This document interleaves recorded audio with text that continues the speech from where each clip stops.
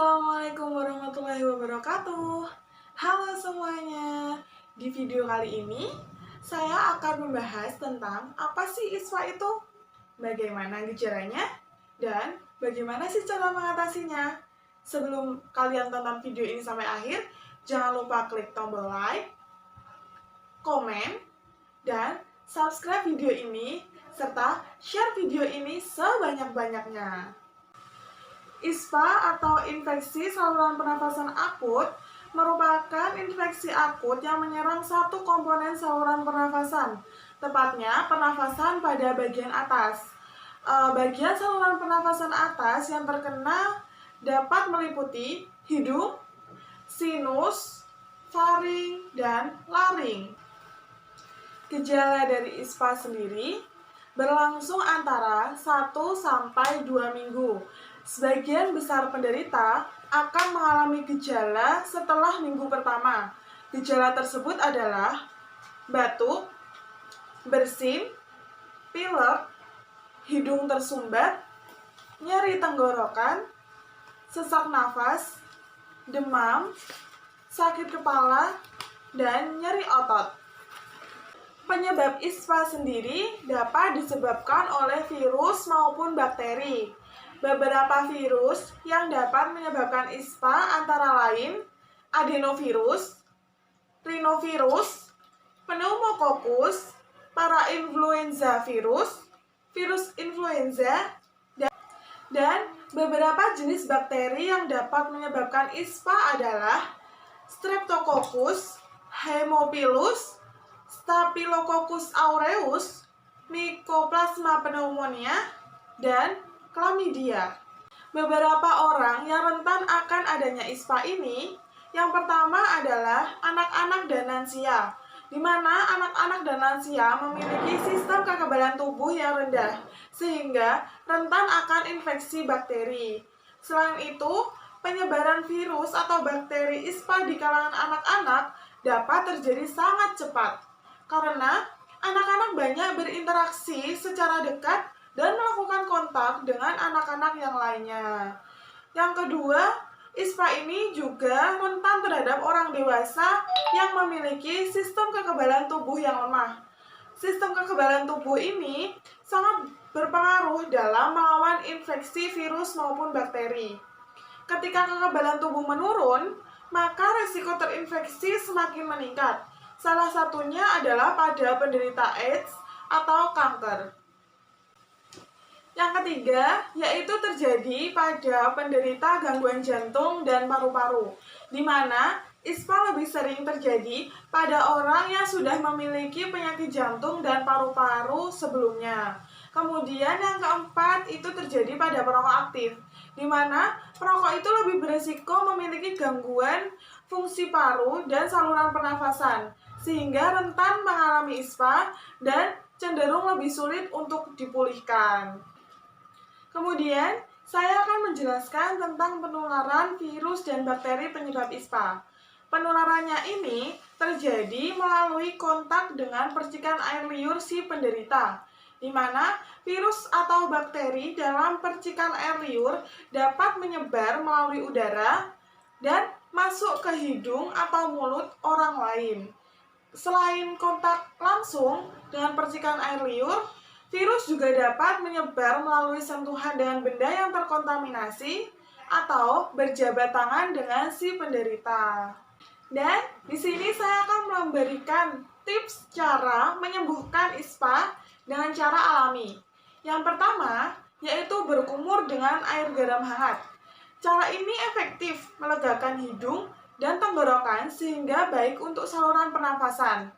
Untuk berkumur, hanya perlu segelas air hangat dan 1 sendok teh garam. Kemudian, garam tersebut dilarutkan ke dalam air sebelum digunakan untuk berkumur. Lakukan setiap pagi untuk nafas yang terasa lebih lega.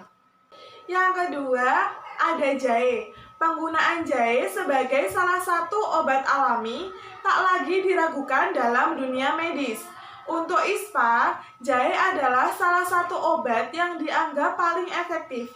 Jahe dengan manfaat antivirus, antimikroba, dan anti radang mampu mengatasi penyebab utama infeksi saluran pernafasan. Jahe dapat dikonsumsi dengan cara direbus, sehingga air rebusan jahe dapat diminum dan dapat melegakan saluran pernafasan yang terganggu karena akibat dari ISPA. Yang ketiga, ada madu, di mana madu mengandung antibakteri dan berbagai nutrisi untuk memperkuat daya tahan tubuh. Madu bisa dikonsumsi baik secara langsung maupun dicampur dalam segelas susu. Cara lainnya adalah dengan dicampur dengan air hangat dan perasan jeruk lemon. Madu ini biasa disukai oleh anak-anak. Yang keempat, ada berjemur di bawah sinar matahari. Sinar matahari adalah sumber utama asupan vitamin D bagi tubuh. Kekurangan vitamin D kadang berisiko mengakibatkan tubuh mengalami infeksi, salah satunya ISPA. Untuk memenuhi kebutuhan vitamin D, berjemur pada sinar matahari sebaiknya jangan lebih dari pukul 9 pagi. Yang kelima, ada daun dan minyak eukaliptus, di mana daun dan minyak eukaliptus ini bisa membantu melegakan saluran pernafasan. Untuk memanfaatkannya, daun atau minyaknya ini ditambah dengan air mendidih.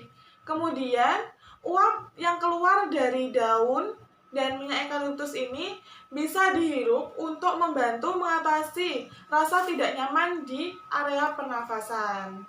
Yang keenam, ada bunga esinasi, di mana tanaman ini masuk pada golongan Asteraceae dan memiliki kandungan antimikroba yang baik untuk daya tahan tubuh.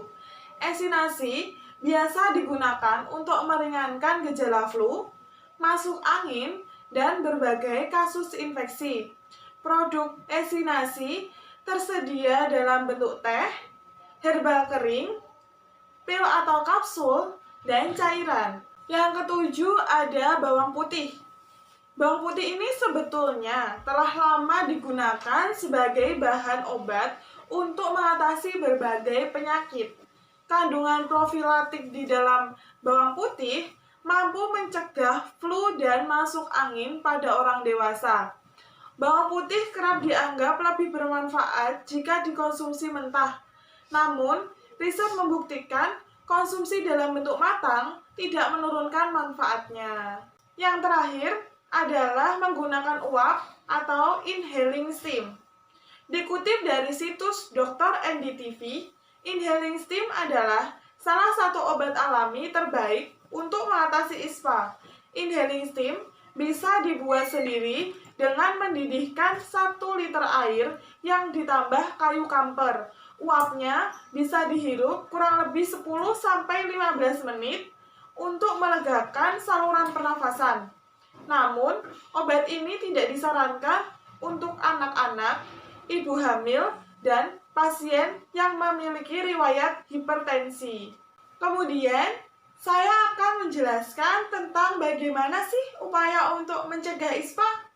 Yang pertama, sering-seringlah melakukan cuci tangan, apalagi setelah kalian melakukan aktivitas di tempat umum.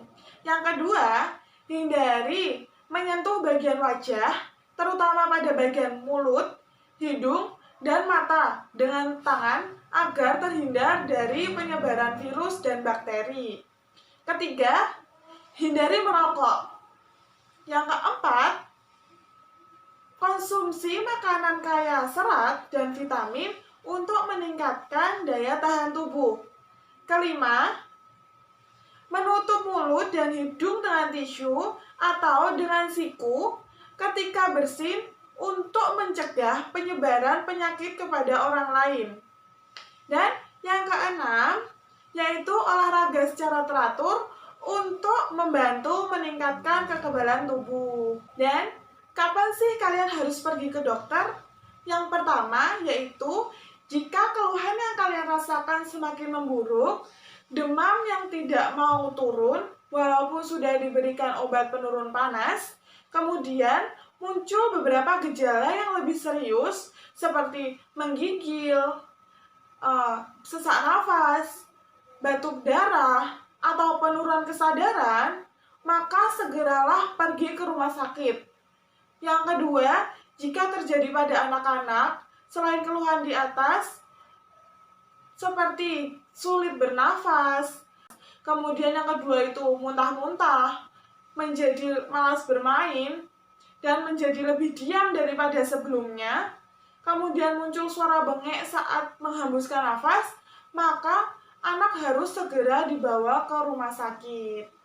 Jadi, kalian sudah tahu kan apa itu pengertian ISPA, bagaimana penyebaran dan penularannya, bagaimana cara pengobatannya, dan bagaimana cara pencegahannya.